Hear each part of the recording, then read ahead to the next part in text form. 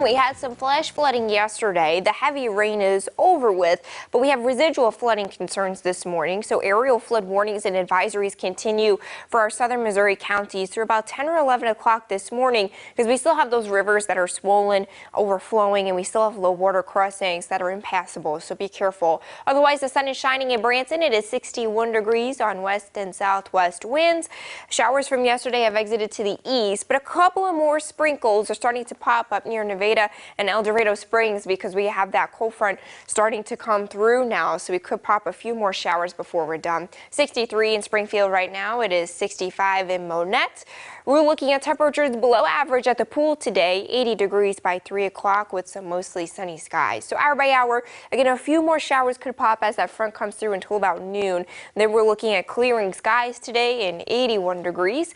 Not as muggy tonight. We drop down to 62 degrees on mostly clear skies. Heat returns tomorrow, 88, humid and feeling even stickier than that. So if you want to golf, we're looking at some cooler temperatures today, but the heat cranks with temperatures near 90 both Tuesday and Wednesday. Lauren?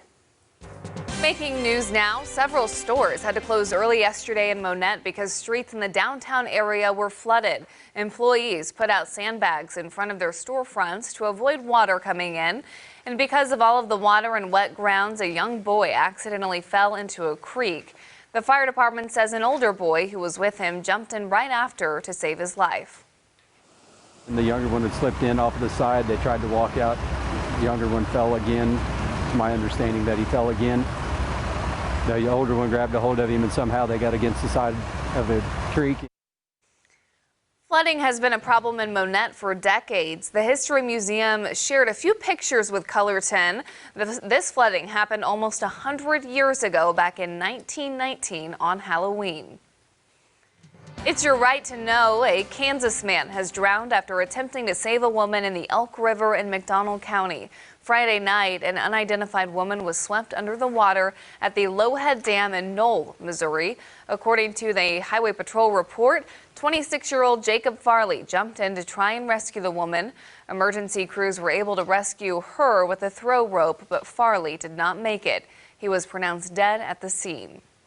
Police are investigating a possible shooting in Pulaski County. Deputies there responding to the 1600 block of Huntington Lane near St. Robert around 3:45 yesterday morning. A person of interest is already in custody, and police say there was no threat to the public. We have a local spotlight to bring you. One of the oldest parks in Springfield is getting new playground equipment, all thanks to a $100,000 grant from Republic Services. A workday was held yesterday at Lafayette Park in the Woodland Heights neighborhood. Volunteers from Habitat for Humanity helped remove the old equipment. We're moving mulch and we're cleaning areas and we're painting benches, and what's going on right now, you can hear, is they're pulling up the old playground, which is actually going to be recycled and used at another neighborhood playground here in town. The new playset will be ADA accessible and will feature state-of-the-art rubber padded surfaces for additional safety. The city of Springfield has released the results of its citizen survey this week. Many people here in town saying they were the least satisfied with the city's traffic flow, meaning some areas are too congested. The city says it will be working to improve areas like Battlefield and Fremont. The quarter-cent capital improvement and transportation tax, which was approved by voters in April, will pay for the projects. The city says the results of the survey are to help the city make sure its citizens are happy. Traffic flow and maintenance of streets is really among the top priorities of citizens everywhere. And I think traffic flow sometimes is a matter of perception, depending on where you've lived in the country. So, but you know, if you live here and that's what you experience when you go out and drive, then we understand. We're going to keep continuing to improve that traffic flow. In other news, Media Day for the Price Cutter Charity Championship begins this morning at 9 a.m. That means the tournament is coming up soon. This morning at Highland Springs Country Club. That will take place, and it will be the tournament's 30th anniversary. It's set to help nearly 50 Ozarks children's charities. The tournament director and a few other people are scheduled to speak at this morning's event. A traffic alert as you head out the door. A quick reminder, lane closings north and southbound on Highway 65 between Sunshine and Highway 60 begin today. At least one lane of 65 will be open in both directions during the daytime. Working hours start at 8 p.m. and go through 6 a.m. Monday through Friday. In your political news, as tensions escalate with Iran, one Arkansas native who spent his career on the international stage is sharing his perspective. Our Hannah Zettel joins us in the studio with this story. That's right, Lauren. It seems that tensions between the U.S. and Iran are rising by the day. Last week, President Trump said he considered a military strike after an unmanned U.S. drone was shot down, but he pulled back nearly an hour before that was scheduled due to the potential death toll. Arkansas native and retired General Wesley Clark, sorry about that, says he feels the president made the right tactical decision not to retaliate, adding the retaliation would likely create further problems. But despite all of this, Clark says the future of the nation's relationship is still unknown. Strategically, everything's up in the air. We don't know where this is going, and there is still a risk we could go to war. The administration is slated to impose new sanctions against Iran in the wake of recent events. All right, Hannah Zettel this morning, thank you. CBS News has uncovered many states in the U.S. have a backlog of evidence to be tested for criminal cases, and one of those states is Arkansas. Illinois also has a backlog of more than 23,000 cases. In South Carolina, it could take more than 9 months to get results back on DNA or firearms testing. In Idaho, some cases have been pending for almost 2 years. The Arkansas Crime Lab director, Kermit Channel, says the problem escalated about 6 years ago with the rise of the opioid crisis.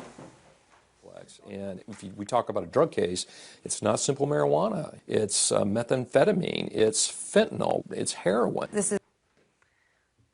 Arkansas Governor Asa Hutchinson approved more funding for the crime lab, and the state will finish construction on a new lab in July.